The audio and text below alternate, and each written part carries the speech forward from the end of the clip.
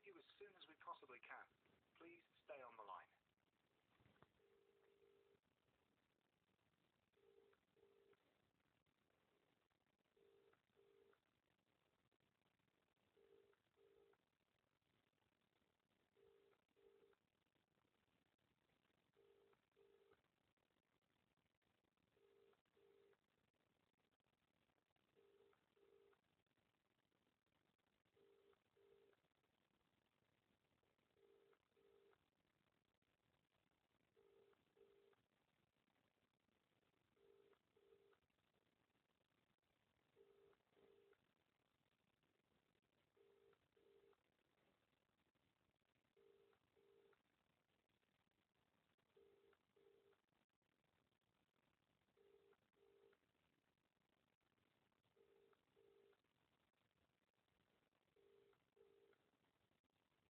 We're here to offer you emotional support, whatever you're going through.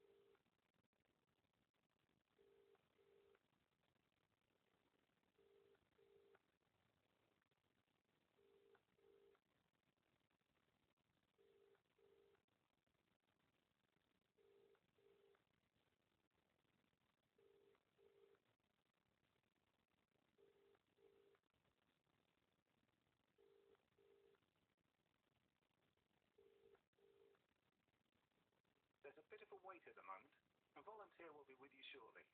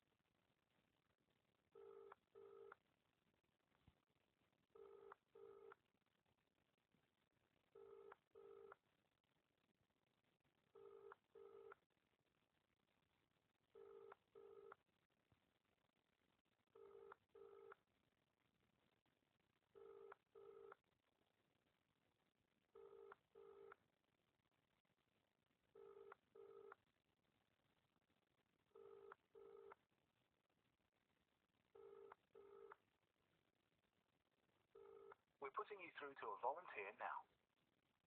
Hello, this is Samaritans. Hello, my name is Howie. Hello, Howie. I'm Chris. Hello, Chris. Chris, I'm brain injured, so it's not easy for me to talk. Yeah, so take your time, Howie. Could I ask how you sort of like came about that injury? No, I don't want to talk about it, Chris. Thank you very much. No problem. Because I have to focus on what I need to talk about, and yeah, right. So,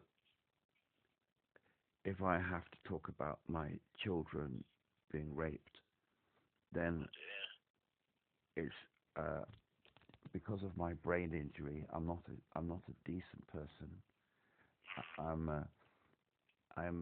What's the word? I've forgotten the word. It begins with the letter I. It's offensive, unpleasant, and I can't remember names, Chris. Yeah. But let's put it this way: I wouldn't be a nice person to be around. I would Yeah. we would be sitting in the room, and I would then take the chair and throw it through the window and break the entire window, and Wow. and you would completely forget that my children are being raped, and you would accuse me of being a filthy animal. So the importance of my children being raped would be completely forgotten about, because you believe that me throwing a chair through the window is more important. You understand what I'm trying to say here, Chris? Yeah, yeah, yeah. Because I think probably people reacting to the sort of like shock factor of the sort of like chair going through the window. There's the problem, Chris. I can't talk about my children being raped because people will focus on the chair being thrown through the window, Yeah, and then they would want to get rid of me because of that. yeah. And how long has this been going on for, Harry? 35 years. 35 years. I was found unconscious with malaria. Yeah. Yeah, but I have no diagnosis, and my doctor wants to see me in the morning at 10:30, and Yeah. I thought I don't want to talk to him because if I've been a patient of his hospital for 25 years and he hasn't bothered to get a neuropsychological assessment for me, then Yeah. it means that he's very, very, very bad person. And have you sort of like broached the subject with him to say, could you have a checkup?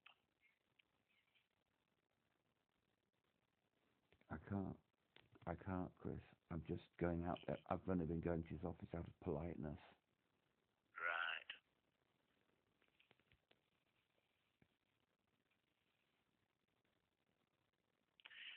And you say it's been the same doctor for 25 years. Yes, and also a lot of the times, Chris, when I'm dealing with my situation, I can't think or talk about it because it induces this bad behavior. Right. And if we were to be in a room together and I was to throw the chair through the window, you would just say I'm deliberately behaving badly. However, it's not true. It's not my choice. Yeah. It wouldn't be my choice to throw the chair through the window. What Yeah. it And is, sorry, yeah, what would compel you to throw the chair through the window? a, What, br- what, what, a, neuro, what would trigger that? a neurological brain injury when I'm not in control. Yeah. So you have to understand that a bad person whose child was raped would throw the chair through the window. They are a bad person and they deserve to have their children raped because they're a bad person. However, No, but I know it sounds a bit ridiculous. Just bear with me, Chris. A neurologically brain injured person who would throw the chair through the window is not a bad person. And compared to the person who isn't brain injured, they don't have they should not have their children raped because the children are only being raped because the neurologically disabled person can't look after them.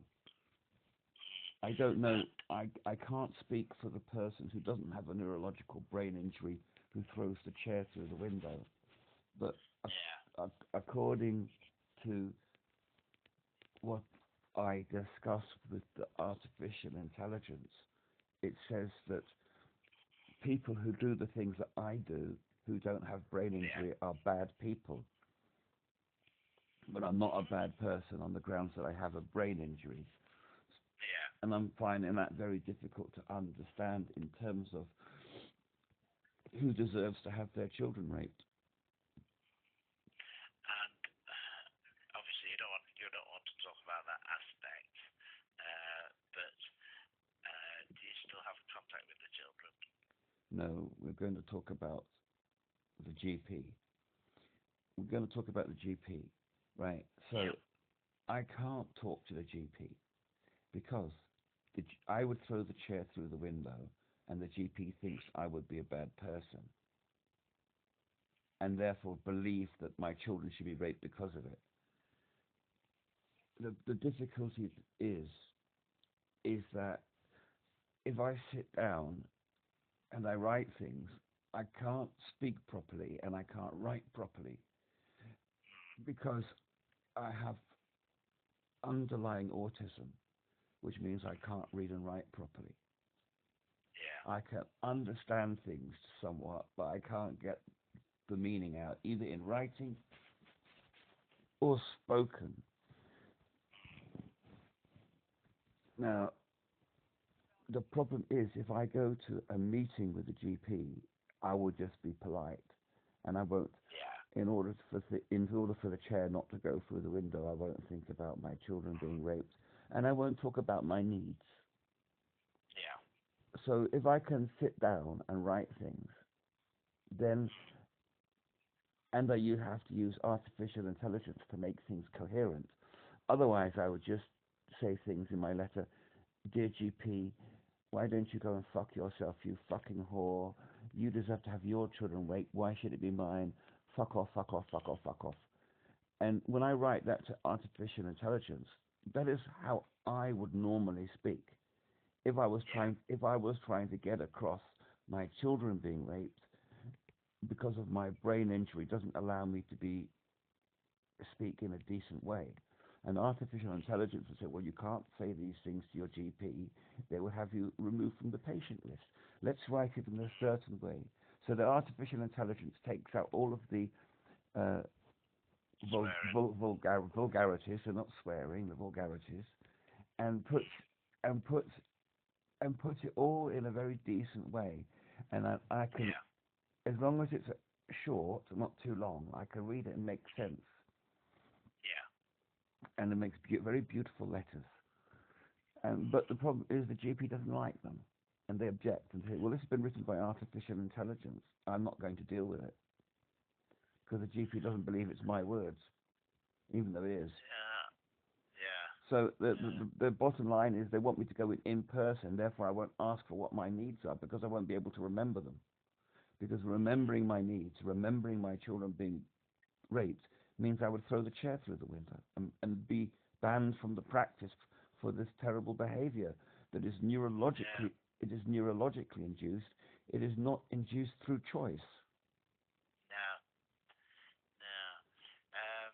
So how am I supposed to get my needs across if my GP will only allow me to say them to her in person, which is something I'm neurologically unable to do? So you've sort of like cut that element out by getting the sort of like AI letter. So let me describe my situation. My children are repeatedly being raped. I was, it is because as a brain injured person, I can't look after them. Some of the children have produced fatherless grandchildren I also have to look after. I have been homeless for 10 years. I cannot communicate with the local council because the GP doesn't provide them with my neurological diagnosis. The GP has not provided me with a neurological diagnosis ever. I don't even have a diagnosis of my symptoms of autism because they've not sent me to be screened for autism. The GP, when I try to find out what is wrong with me, the people I can't find, I have a word finding problem. I find the wrong words. So somebody suggests to me that I might have functional neurological disorder. I don't know where the idea comes from. Somebody suggests it to me. And so I ask the GP, can you screen me for this? And instead of, how can I put it? Because I believe, well, I don't understand what the word functional neurological disorder means. It's a proper noun. proper noun is a label or a title or something like that. Yeah. And therefore they send me to be screened for it, and they just come out with a positive result. Yeah. But they can't do a proper screening for functional neurological disorder because that's a psychiatric thing. That's like imaginary. You understand what I'm saying? Psychiatric is in your imagination. Yeah. If you have a brain injury, it's not functional neurological disorder. It is a actual brain injury. So the idiots who diagnosed me with an FND failed to rule out an actual brain injury, and I was completely unaware that this was going on because I'm not ingrained enough into the actual diagnostic process. The problem is that the people who are producing the diagnosis are not using check sheets. If they don't have a check sheet, I can't verify the diagnosis, and I have complained to my GP about the lack of check sheets, and they just ignore me. They don't even understand the importance of these things. My GP is a child. She's very, very young. She hasn't worked in somebody else's practice. Her rich daddy bought her this practice when she left university, and she's just a very immature person. Right. Well, I can't say these things to her because these are insults, and she would just throw me out. If I were to call her, I would call her not fit to practice, and she should be struck off. But who's going to listen to me?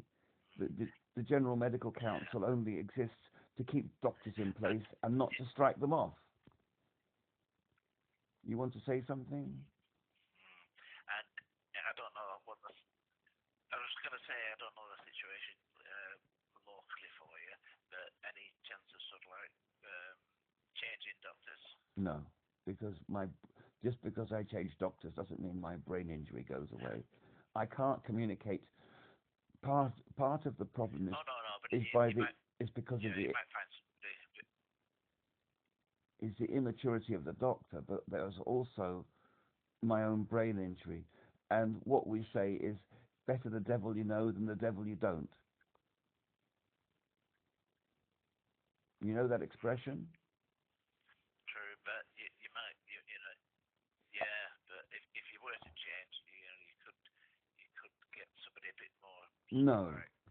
No. Like you say, a bit more mature. No. Understanding. No. No, I don't have the ability to do that because of my brain injury, and other problems. I cannot possibly do that. It would be taking one step back and no steps forward. So let's just work with what we've got. Right. So that leaves you with So we've got the GP who is not doesn't sound very sympathetic to your needs. Yes, I need a GP. What I need to do is to get my GP to understand the seriousness of my brain injury. That is what they're not doing. That's it, that's it. They have to understand that they're dealing with a person whose children are being raped. Children are not raped because of no reason. Children are raped because their parents can't look after them, and their parents can't look after them because they have a brain injury. Is that not just? There are no alarm bells ringing in this idiot's head.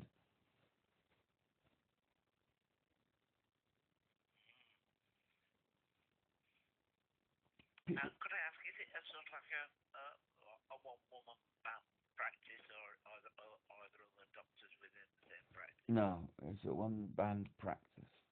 I registered with Dr.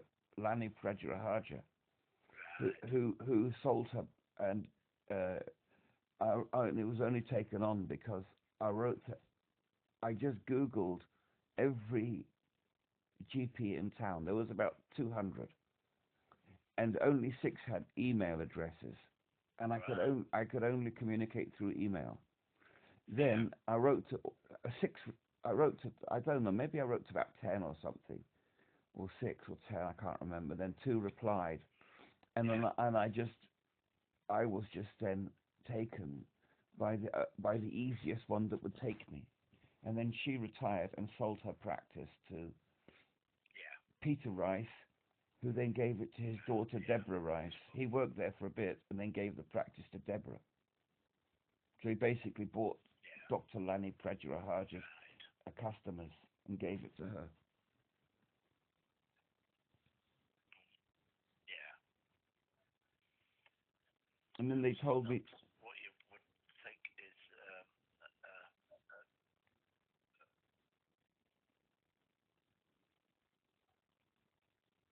and they sent me to talk to people, to street, they sent me to talk to community centres. But the problem is they should only send me to talk to community centres if I have a diagnosis. They gave me the wrong instructions. I mean, there's a whole list of things wrong that the GP has done, but it would only take, and only an expert could really kind of put it across. They didn't they sent me to do a lot of different things that I can't do because of my brain injury. I can't talk to these community places that they keep sending me because I don't have a letter with me explaining that I have a brain injury. So I'm just left on the streets. Like, so the people in these community centers, I tell them I'm a homeless person on the street with children. And they just say, "Oh yes, well," and I said, I can't live in a house because I have a brain injury.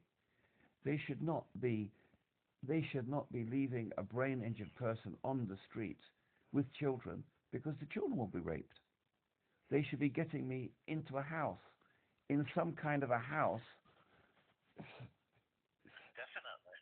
Yes, but they're not, because I'm telling them I can't live in a house. And So the street person, the person who works in the community centre is not understanding my needs because the GP is not understanding my needs. I'm supposed to live in a house because I have children, but I can't. Even if I have a house, I can't live in it. But the children can live in it. They're the people who need the home, not me. yeah, that's right. And one of the people I was sent to, And how old are the children? they're children. That's one of them is 2 years old. Okay, they're children, right? So the thing is this, right? During COVID or just before COVID, one of the people, this woman, her name was Marguerite Kirk. Margaret Kirk sent me to work with these people, and they tried to put me in an old people's home. And I said to the people in the old people's home, I have children. I have a 4-year-old child. This was back in 2000. I have a 4-year-old child, and she's going to be running around and going in other people's houses, and they'll be giving her sweeties, and then she'll be like, and causing nuisance. And they said, no, you can't have children here. This is a home for old people who are retired. You're not allowed to have children here. And so I went back to this guy. His name was Neil. I said, Neil, why are you finding me a home in an old people's home when I'm in my I'm 62 now. I'm in my late 50s, and I still have children. They're not going to put up with it. And he didn't even bother to check. I mean, why is these people? I don't know. Yeah. I just want to take my chair and throw it to the window and scream at these people. You're fucking idiots. You can't put me in an old people's home when I'm not old. I'm in my late 50s. I'm still having children.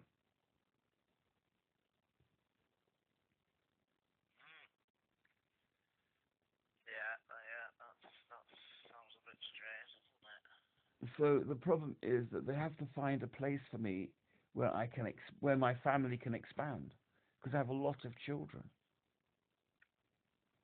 Yeah. And Yeah. I'm still having more children. And wow. And where's the mother in all this? Which mother? Oh, the mother. Oh, so The mother of your children. homeless.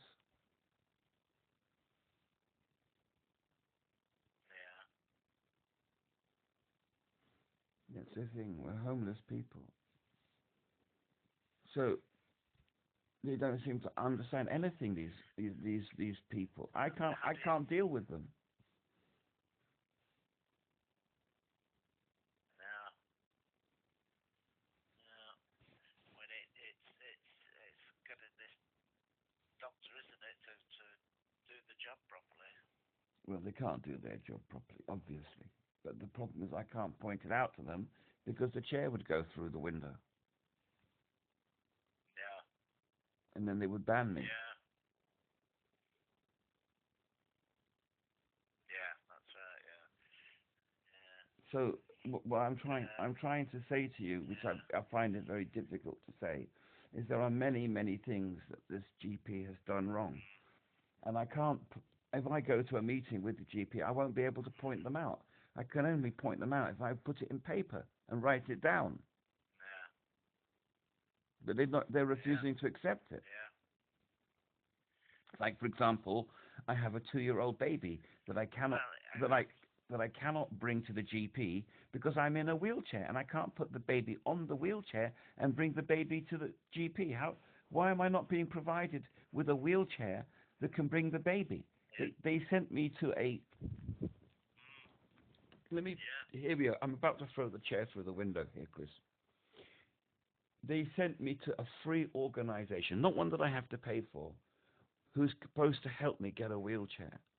And this woman, and chair through the window, chair through the window, chair through the window, chair through the window. I.e., this fucking whore, in my language. So I'll just say chair through the window because we have to put it in a form of language whereby I can't use vulgarities. I can't break the window, and window can't be broken because there's no window near me. I work with this organization, Ergotherapy Waterhouse, and I couldn't speak to this person. I told them at the beginning what my needs are. That was it. Then I just ignored them because I didn't want to keep pushing it. If I would push it, the chair would go through the window. And in the end, I just gave up with this organization, and I reported them for being not fit to practice, and I was just ignored. And my GP, I can't. All I can say to my GP is chair through the window, chair through the window, chair through the window. It's another year of my life missed. What this person at Waterhouse should have done is to say, oh my God, there is a brain-injured person who cannot communicate with the wheelchair authority because the wheelchair authority refuses to speak to this person because they believe this person with a brain injury is a subhuman and not worthy of our service. The wheelchair service has to understand that what the clinician has prescribed me, which is a hand bike, cannot possibly be used by me because I don't need a hand bike all of the time. I only need it sometimes, and I have nowhere to put it because I'm homeless. Where am I going to put a £5,000 or £10,000 hand bike if I'm a homeless person and I'm not using it? On top of that, a hand bike is something that you have to crank in front. It gets stolen easily. What? Exactly. There you go. You can't just leave it on the street. It's a very, very stupid thing. I have told my doctor, my GP, 1,000 times that that the prescription is wrong. The person she sent to me was just a bully. Said it's right. If I have to crank a hand bicycle in front of my wheelchair, how can I have a baby on my lap? Impossible. Exactly. So what in the name of Jesus fuck is a professional ergotherapist who's supposed to work with people in wheelchairs? Why is it that this person is completely fucking unable to see that? You know why she can't fucking see it, Chris? Because if I was to go to her and try and to say to it, I would say to her, what the fuck is wrong with you? And I would throw the chair through the window. So in order to prevent that happening, I just won't say anything to her, and I will ignore her, and therefore she will live in her polite, beautiful world where people don't throw chairs through the window. And therefore she doesn't even know anything about me. She knows nothing about me because she lives in a perfect world that doesn't tolerate neurological behavior, which if I'm not if I'm not neurologically disabled means bad behavior. But I can't say it's bad behavior because I have a neurological condition. So it's not bad. And it's not behavior, it's neurological output. So there you go.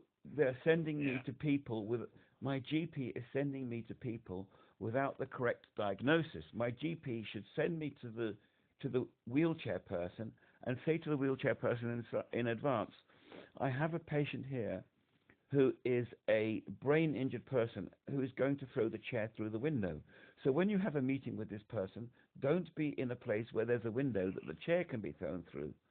And please tolerate something that otherwise would be considered bad behavior, but it is actually neurological output. And they're sending me to places without a proper diagnosis, and so I can't explain myself to these people because as a human being, I know that I can't throw a chair through the window, so I just won't talk about my needs with people, because the only way for me to talk about my needs with people is to throw the chair through the window. Do you understand me, Chris? So people don't understand me because I have to remain polite all the time. And I can't, if I have to remain polite, I can't express myself. Because I can't understand why the doctor wouldn't accept the AI letter. No, because I tell you why they won't accept AI. Because AI can create fabrications. And maybe the doctor believes I'm deluded. Right. And therefore maybe they believe that what I've written is a delusion and not the truth. Maybe they believe that as a deluded person, I believe AI.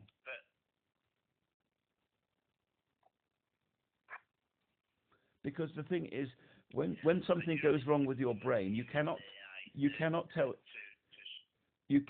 if somebody is a deluded maniac or they've actually got a neurological brain injury and they're a sane, reasonable person.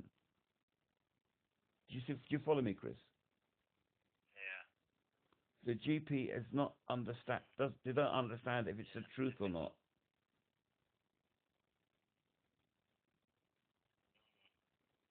Do you follow me? That doesn't sort of like shouldn't stop them sort of like investigating and trying to come to a correct diagnosis. The problem is that it is true that I make a lot of decisions which are wrong, but I'm only making the wrong decisions because I can't make the right decisions. Yeah. Let's put it this way. If I have children to look after, I know I have to have a home. Yeah. But neurologically, I can't live in a home. So if I say to people, I can't live in a home, this is not my choice. It's not my decision. It is my default position. That means that I cannot look after a home because I would just get into trouble. And people, if I lived in the home with my children, they wouldn't be able to tolerate my behavior or my neurological output. So if I got a home, I would put the children in the home and I would just stay on the street. You follow me, Chris? And how do you cope on the street with it's very cold and no worries. No, I'm a lot better on the street because I've been doing it for all my life, Chris. So it's easy. Yeah. Right. No problem. I would go inside if it rained, you see, kind of like that. Yes, that's right. And but if there was a home available, I would sleep on the streets and only stay in the house if it rained. The reason being that if I was in the house the whole time, I would drive people up the wall. And if it was just occasionally, people would be able to tolerate it because it's just raining. That happens like once a week, and they would be able to tolerate it like that. But they couldn't tolerate it the whole time.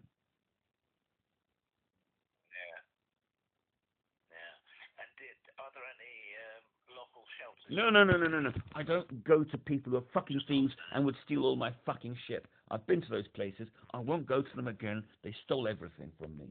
I'm a vulnerable person with a wheelchair, with a bag on the back of my wheelchair, and they will just pickpocket me.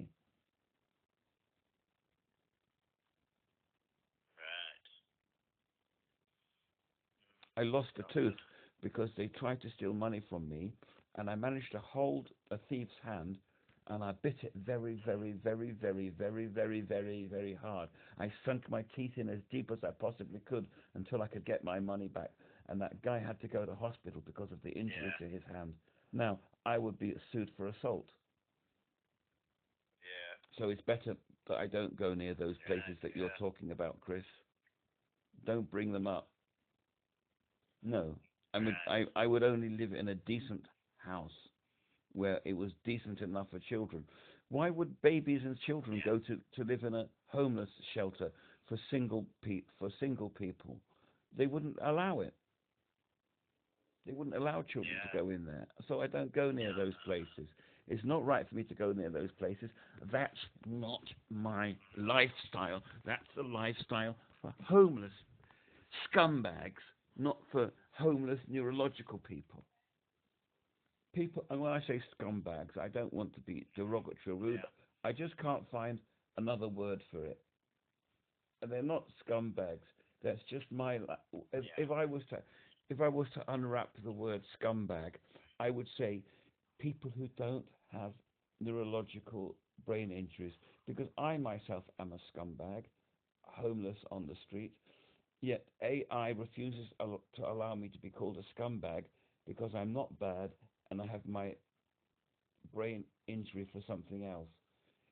If other people are bad because they don't have a neurological brain injury, then they are bad people, according to AI. And when's your next appointment, Harry, with the doctor? I've not made one. I'm supposed to see the neurologist tomorrow morning, but I'm not going because I'm not prepared. Tomorrow morning, yeah. And I was trying to prepare, and I found all of these neuropsychological assessments. A neuropsychological assessment is there to screen people as to whether they've got a brain injury or not. And my neuropsychological assessment was not done. This is my question I have always told the GPs, that something very, how can I put this? Let me be clear, Chris.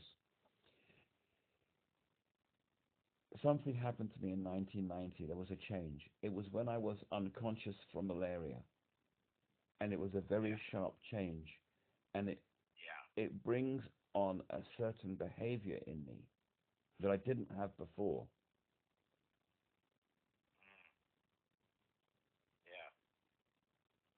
And the problem that I've got is this, is that these people who do neuropsychological assessments, I believe that a lot of these people are just like inexperienced, and therefore they cannot produce the right output, because the thing about a psychoneurological assessment is that it's just like tests on bits of paper, like your intelligence, blah, blah, blah. They're not like a scan where, I can see a broken bone there. It's obvious on a bloody x-ray what that is. But a brain is different. It cannot be seen on the scanners. Therefore, they have to do it through this paper assessment. And unless these people understand my history, they're not getting it right. Now, there were two people who did it. There was one who did it in 2009. She was a Polish person who spoke no English. And she was clearly to me, she's under instruction not to provide a neurological diagnosis. For whatever reason, I don't know. And I can tell very much from the report that was written at the end of it that these people, for whatever reason it is, do not want to provide a neurological diagnosis, a brain injury. They have written a letter, and they're supposed to have a meeting with me, because I'm looking through the correspondence. I can't see that the meeting has ever taken place. And then they write a letter at the end of it explaining their position and saying that I'm not disabled. Yeah. If the bottom line is this, if I have a neurological brain injury, I am disabled. So if they're saying that I'm not disabled, these people are completely, they're completely, what's the expression, out of the box? They're completely out of, what is the expression? Out of order. Yeah. They're completely out of order to write this. And what is my neurological response to that? My neurological response, if they say that I'm not disabled and don't have but they don't specify whether I have a brain injury or not, my neurological response is to throw the chair through the window. I can't neurologically process. It's a long letter. I can't read and write properly because I have underlying autism. And they think that just by writing a letter to me like this means that they have communicated with me. They haven't communicated with me because my literacy problems mean I can't digest a letter. It is extremely confrontational to say that I am not disabled, because for me, my inability to deal with confrontation when I have a complete and utter neurological collapse is, it is like these people have known me from 2003 for 6 years until 2009. I've had meetings with this person for 2 years on a 2 weekly basis. If this person cannot see that I have a brain injury, this guy is completely wrong. But one of the reasons that this person is wrong is because they're a psychologist. They're not a neuropsychologist. So their job is not to look for a brain injury. Their job is to look for something else. So they're not trained to look for a brain injury. So the GP to send me for cognitive behavioral therapy was wrong. Cognitive behavioral therapy is just for their result is just to tell me to turn around and walk away from triggers. But there's sometimes I can't turn around and walk away from triggers because I'm like on public transport, or I'm being beaten up by police officers. I can't turn around from a police officer who's beating me up because I'm in handcuffs and handcuffed to something, and I can't escape. Yeah. So, and then that violence triggers seizures in me. So, what the problem is that unless I have a diagnosis for the actual neurological condition, everything else is more or less a waste of time. Yes, I'm supposed to turn away and walk around from trigger-inducing situations, but everybody's supposed to turn around and do that. I'm not supposed to. I don't know. Maybe some people can deal with direct confrontation better than a neurologically brain-injured person. Blah blah blah. I'm trying to get to my point, Chris, is that whatever happened to me in 2000 and when was it? In 1990, I mean, get the year right, was very sharp and very sudden and a great change in my life. This neurological collapse in confrontation, and it has not been addressed by a cognitive behavioral therapist because they're not trained to look for that. It's only done through a neuropsychological assessment, and clearly the type of neurological assessment that his colleague, this Polish person who couldn't speak English, this was a person who did a neuropsychological assessment who wasn't trained to look for brain injuries. And it was not even mentioned in it. I can't read the report. I just asked AI. I said to AI, was I screened for a brain injury? They said no.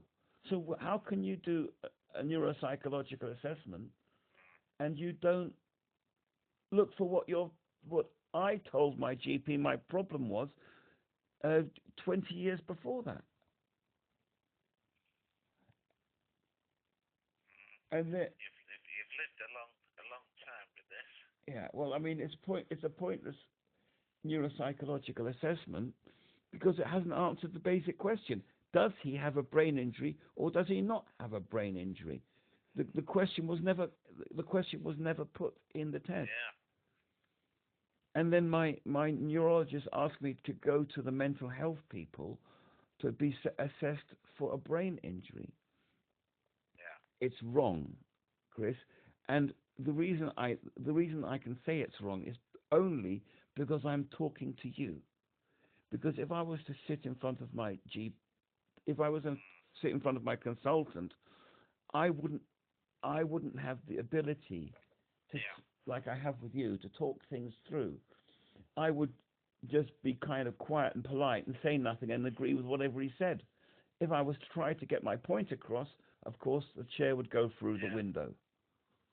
And I need to keep my relationship with my neurologist civil. So I can't say what I need to say because it would evoke this neurological behavior which is considered antisocial and unacceptable.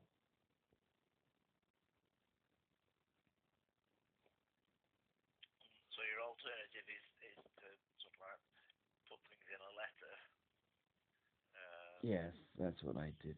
But then again, how can I get a letter across to this person? Most of these doctors, they're busy people. They will only deal with the patient at the meeting when you see them, and then when you see them, you don't have the letter with you. Yeah.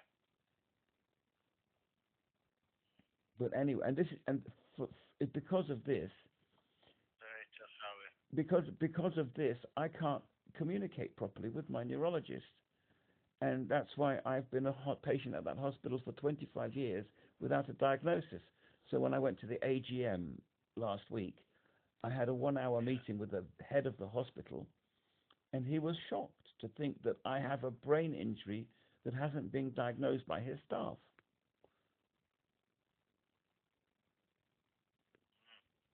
And then he wants me to go and see the guy again. Did anything come of that afterwards? Well, that's why I'm supposed to see the neurologist again tomorrow morning, but I won't go. I'm not going. But having said that, if the other guy has listened to you and has said that he's shocked, then perhaps he's passed on his concerns to the person that you're supposed to see tomorrow, and it may be. Yeah, maybe, but I'm not taking the risk. My children are being raped. I won't take the risk. The problem is that if I have to be honest with my neurologist, then the chair is going through the window. I can't do it. Or Howie, how about going into the meeting and then asking the neurologist to remove the chairs before you start? No, because then I would have the same bad behavior, whether the chair's there to go through the window or not. I would just call him a stupid fucking bastard for not diagnosing me for 25 fucking years, and I would scream at him, "You're not fit to fucking practice. I'm going to fucking sue you." And if you say that to your neurologist, you're discharged. You understand me? Yeah, you'll be took off the list. Exactly. So I have to stay polite and Difficult. Okay, Harry. I'm going to have to go now, Harry. We've been chatting for 3/4 of an hour, and I've got some other people waiting to chat to. But I hope everything works out for you. It doesn't sound promising, but fingers crossed. Thank you. All the best, Harry. Bye-bye. Thank you. Bye-bye. Thank you for speaking with me. Thank you.